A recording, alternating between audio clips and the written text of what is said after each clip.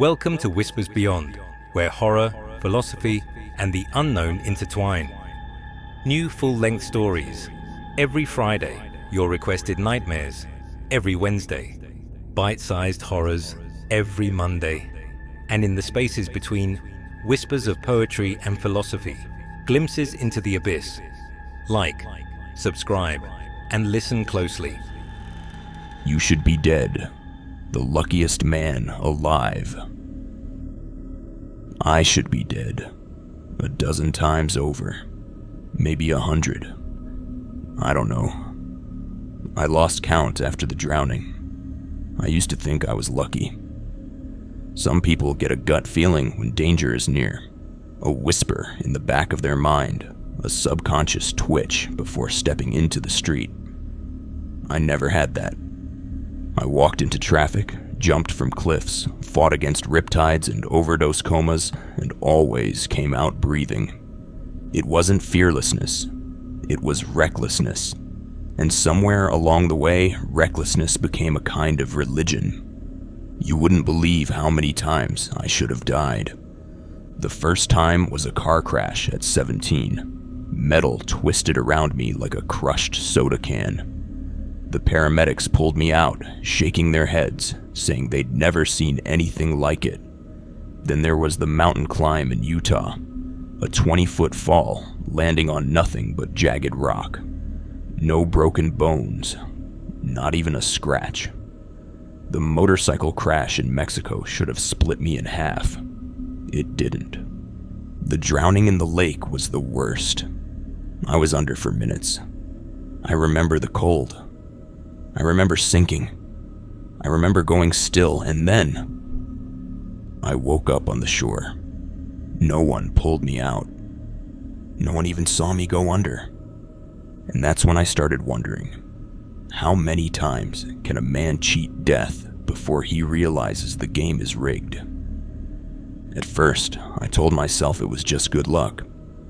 People called me invincible, and I laughed along with them. But then, the cracks started to show. It began with small things. Déjà vu that lasted too long. A conversation that happened twice, word for word. A friend swearing he had a sister. I knew he was an only child. I remembered him being an only child. But everyone else? They looked at me like I was crazy. The scar on my shoulder, a clean surgical line I didn't remember getting. I never had surgery, but there it was, plain as day. I ignored it, wrote it off as stress, bad memory, coincidence. But the inconsistencies kept piling up. Then one night I woke up gasping, lungs burning, throat raw. I staggered to the bathroom, still feeling the pressure of water in my chest, the weight of the lake pressing down. I stared into the mirror, heart hammering, hands shaking, and whispered, "I drowned." And yet, here I was. I started testing myself. How far could I push it? How close to the edge could I get before I fell? But that was the problem, wasn't it? I never fell. One night, I stood on the edge of a rooftop, looking down at the pavement below. It wasn't suicide. It was something else. A question. What happens if I jump? I took a step forward, and the next thing I knew, I was back in my apartment, lying in bed, fully clothed, shoes still on, heart racing, no memory of getting home, like the fall never happened. Then came the night I saw myself.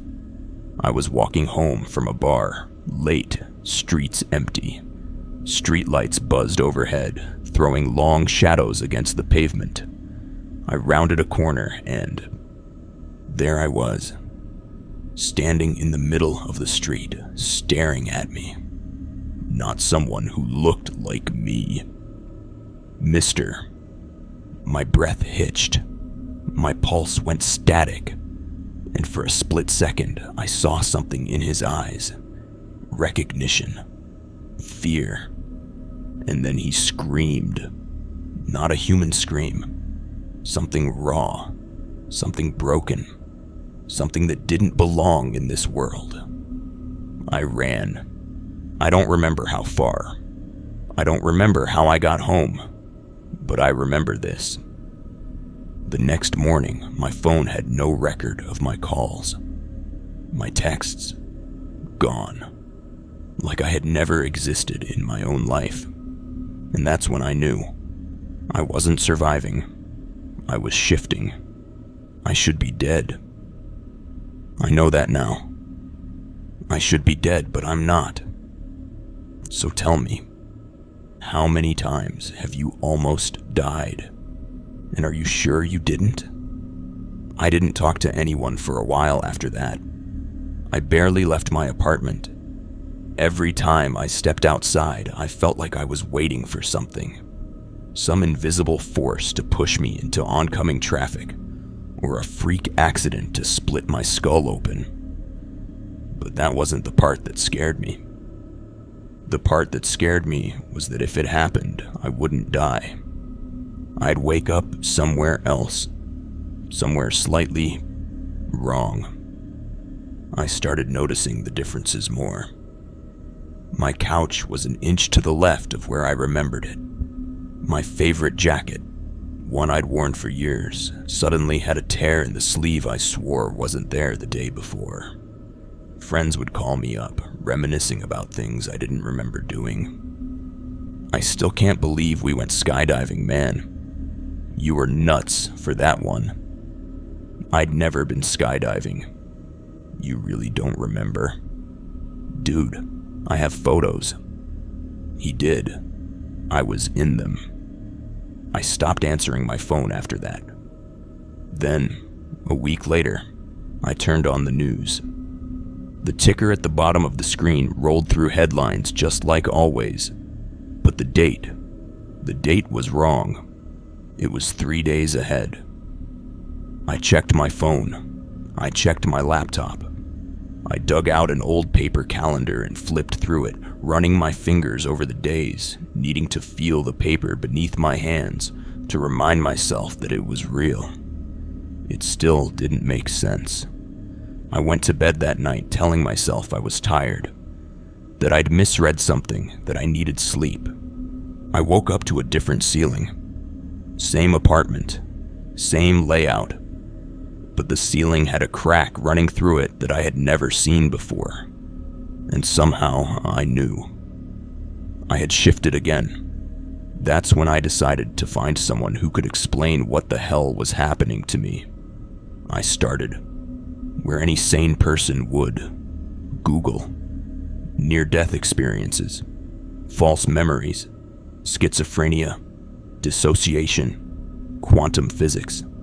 I dug through everything. I barely ate. I barely slept.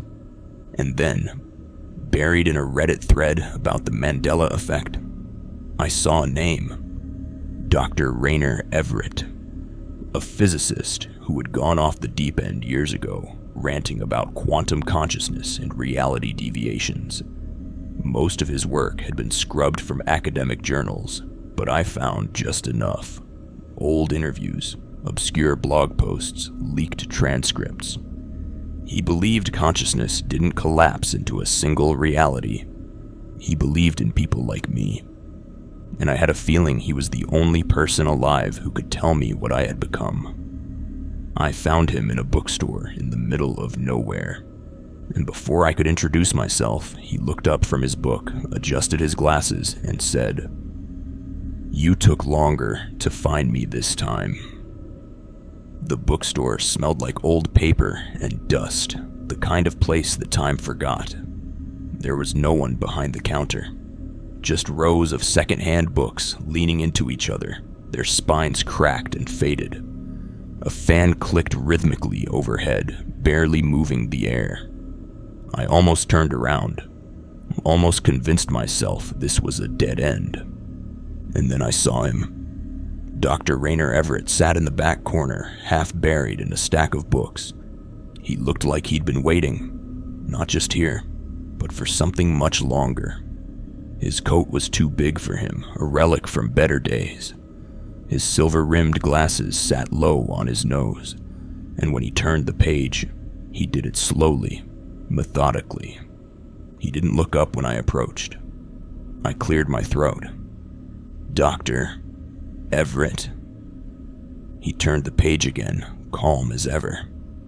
"You took longer to find me this time." Something in my gut twisted. This time? Now he looked at me, eyes sharp, face unreadable. "Sit down, Mr. Grayson." I hesitated, then sank into the chair across from him. "How do you know my name?" He placed a bookmark between the pages and shut the book. "Because we've had this conversation before. Or rather, versions of us have." I stared at him. "Versions." He nodded. "Tell me, Mr. Grayson, how many times have you almost died?" A cold, creeping feeling crawled up my spine. "Too many." "And have you noticed any inconsistencies?" I swallowed hard. "Yeah. Memories that don't line up. Objects shifting, conversations repeating. Yes. Then you already know the answer." I shook my head. "No, I don't. I need you to say it." He studied me for a moment, as if weighing whether I was ready to hear it. "You aren't surviving, Mr. Grayson." The words landed like a knife in my chest. "You're shifting." Silence stretched between us. Everett took off his glasses and rubbed his eyes. "Most people die, and that's the end of it. A clean break. But you..." He exhaled. "Every time you should have died, your consciousness moves.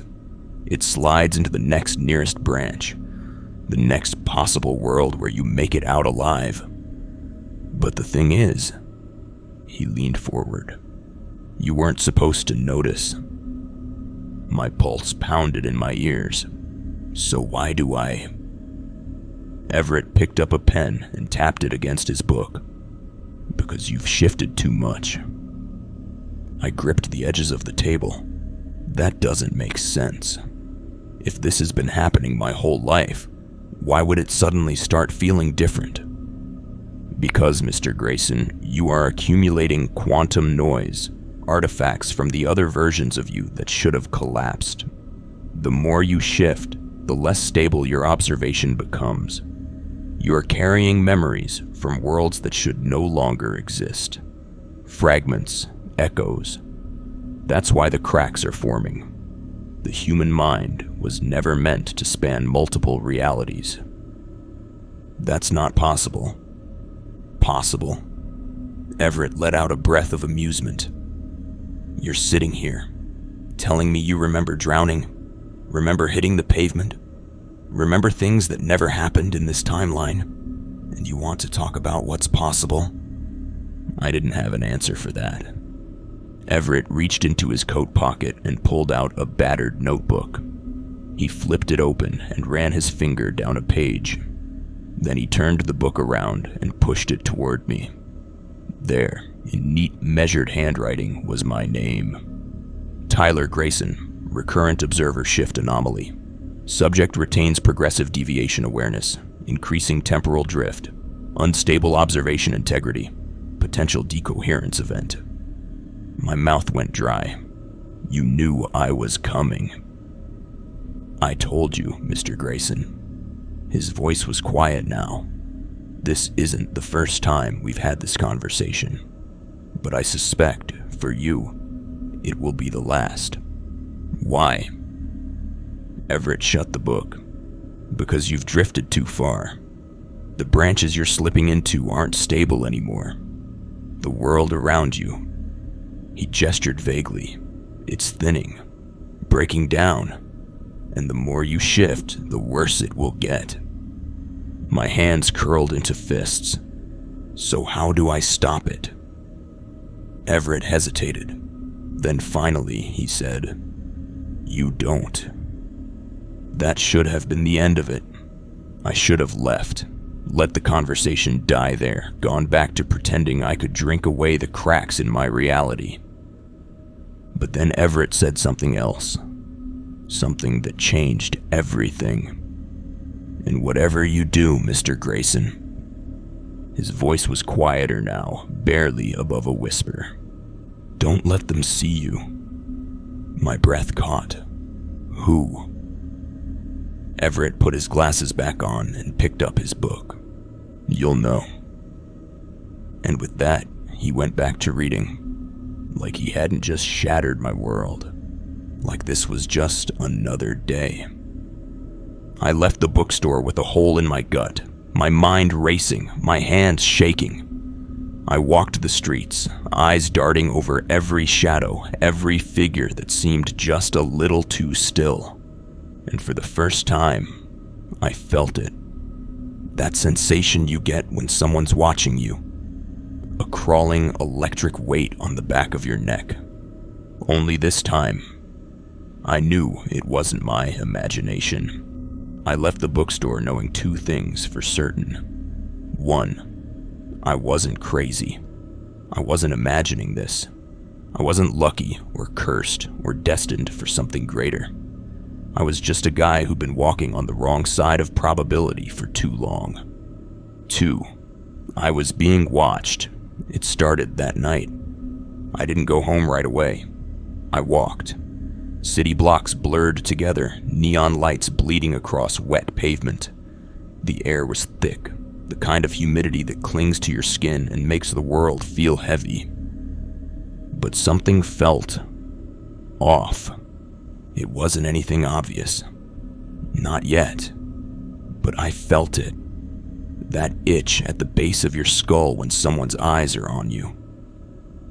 I kept looking over my shoulder, scanning for the shape of a person, the movement of a shadow. But there was no one. Just the street.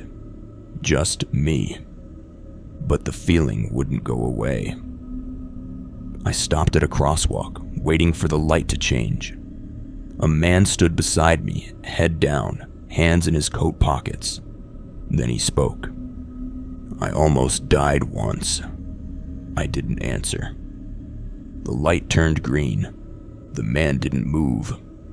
You ever wonder, he continued, voice even, too even, if you already did. I turned to look at him and his face wasn't finished, not scarred, not damaged, just wrong. Like a photograph that hadn't fully loaded, like something that had been rushed into existence before it was ready. His eyes were smudged, his mouth not quite aligned. His skin looked painted on. He smiled. Don't let them see you, Mr. Grayson. The world lurched. I stumbled back, and suddenly he wasn't there. The street was empty. The crosswalk signal blinked.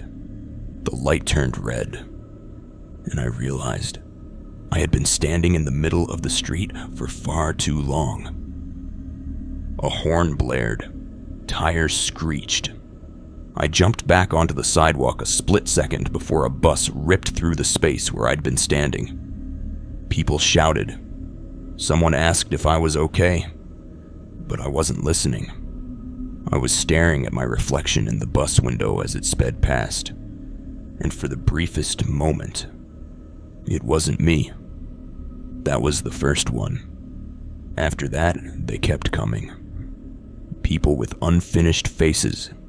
People who stood too still, who blinked too slowly. People who would whisper things I'd never told anyone. I stopped answering my phone. Stopped leaving my apartment. Stopped sleeping. Because every time I closed my eyes, I saw things that shouldn't exist. Fragments of dead timelines, cracks in reality, versions of me that had never made it this far. I tried to pretend I could fix it, that I could ride it out, that maybe if I just kept my head down, the world would stabilize again. But the truth was, I had been seen, and whatever was watching was getting closer. The next time it happened, I was in my kitchen, pouring a glass of water. I felt the weight of something behind me. I turned to Dash, and there I was, standing in the hallway, staring at me. This time he didn't scream. This time he smiled. "Almost out of places to go, aren't we?" he said. I couldn't move. "They won't let you run forever, you know."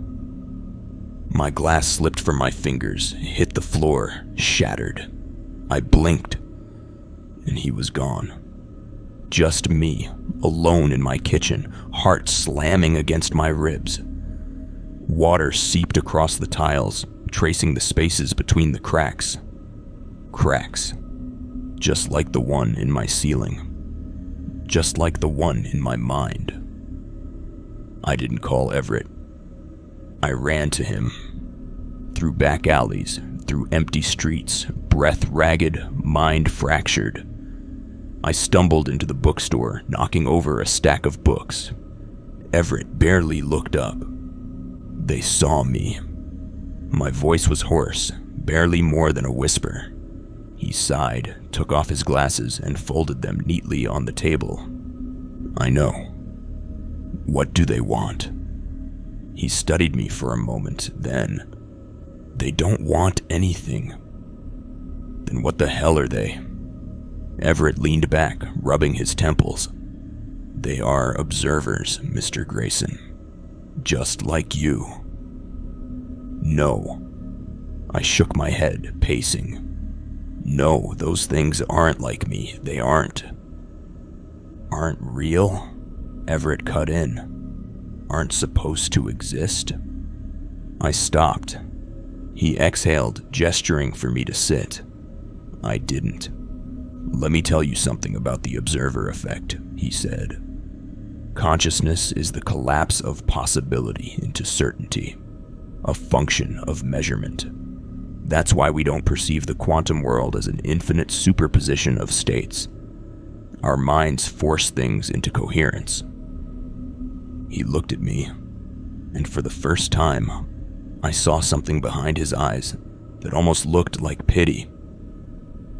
"But when a system remains uncollapsed for too long, Mr. Grayson, it attracts attention. A heavy silence. Attention from what?" Everett's fingers drummed against the table. "I don't know what they are. Not really. But I do know they only appear when someone drifts too far. So what do I do?" My voice was low. Everett glanced towards the window. Outside, the sky had turned a shade too dark for the time of day. "You already know what you have to do." I left without another word. By the time I reached my apartment, I had already made up my mind. I had spent my whole life surviving things I shouldn't have. Now, I had to do something I had never been able to do before. I had to die. Not just once. Not just in this branch. Everywhere. Because if I didn't, I'd never stop shifting. And if I never stopped shifting, one day, I'd end up where they came from. And I wasn't sure I'd be me anymore when I got there. I had spent my whole life surviving things I shouldn't have. Now, I had to do something I had never been able to do before. I had to die. Not just once. Not just in this branch. Everywhere. Because if I didn't, I'd never stop shifting. And if I never stopped shifting, one day I'd end up where they came from. And I wasn't sure I'd be me anymore when I got there. I spent the next 3 days building the machine. Everett had left enough breadcrumbs in his notes, references to quantum decoherence, probability collapse, the idea that consciousness was nothing more than an equation waiting for its solution. The problem was, I had been dodging the solution for too long. I was like a number that wouldn't round, a function that refused to resolve. The machine had to be perfect. No errors, no margin for survival. A self-contained system where the result was absolute, where every possible outcome collapsed to zero. I set it up in an abandoned warehouse on the outskirts of the city. A Schrodinger's box, scaled to the size of a man. Everett was right. This wasn't about suicide. This was about certainty. If I could force every version of myself into an event where survival was physically impossible, there would be no branch left for my consciousness to escape to. No more deviations. No more shifting. No more second chances. I would finally die. Or I would prove that death was impossible. Either way, I'd have my answer. The machine hummed to life. I stepped inside, closing the reinforced chamber behind me. A single button sat in front of me. A clean, final solution. My heart pounded against my ribs. This was it. I reached for the button, and then the warehouse lights flickered. A low hum filled the air, but it wasn't coming from the machine. Something was here. I turned dash and saw them. They stood just outside the machine, half-formed shapes bleeding in and out of existence. Their faces flickered. Sometimes mine, sometimes strangers, sometimes things that had never been human. Their mouths moved, but no sound came out. Then all at once I understood. They weren't trying to stop me. They were waiting to see what happened next. I pressed the button. Light, white-hot, endless. A sensation like falling without ever hitting the ground. I felt myself unraveling. Every version of me, every probability collapsing at once. The machine worked. For the first time in my life. I died. Then I woke up. I was standing in a field. The sky was gray, vast, infinite. The grass beneath my feet was colorless. And there in front of me was myself. But not just one of me. Hundreds, thousands. A sea of versions of me stretching into the horizon. Some were screaming. Some were staring. Some were sitting, hands over their faces, whispering things I couldn't hear. And some were just watching, waiting. One of them stepped forward. I knew him immediately. He was me, but older. Something in his eyes had been stretched beyond human recognition. His voice was quiet, patient. "Well?" he asked. I swallowed. "What is this?" He tilted his head. "The answer." I shook my head. "Number no." I collapsed everything. I should be gone. This shouldn't exist. The other me smiled. "Are you sure?" I opened my mouth, but I had no words. The sky shifted. The horizon bent inward, and I understood. I hadn't stopped shifting. I had just reached the place where all the others went. The place between possibilities. The place where observation itself was trapped. "Welcome to the last reality, Mr. Grayson," the older me said. "The only one left." I stared at him. At all of them. At the thousands of versions of me that had already made it here. "How do I leave?" I asked. The older me smiled.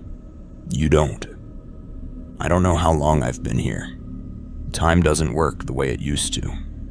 There's no hunger, no sleep, no movement beyond thought. Just an endless horizon of selves. All of us trying to answer the same question. Did we ever really die? Did we ever really live? Or were we always here, waiting to see if we could escape?"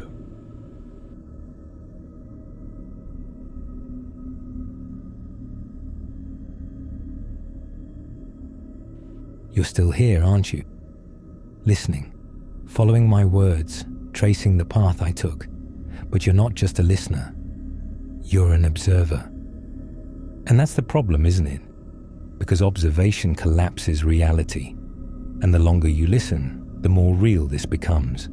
The more real I become. Maybe that's why I'm still here. Maybe that's why I haven't stopped talking. Because someone is always listening. Someone is always watching. And as long as you're here, as long as you're still hearing my voice, this story doesn't end. I don't end. But tell me something, listener. How many times have you almost died? And are you sure you didn't?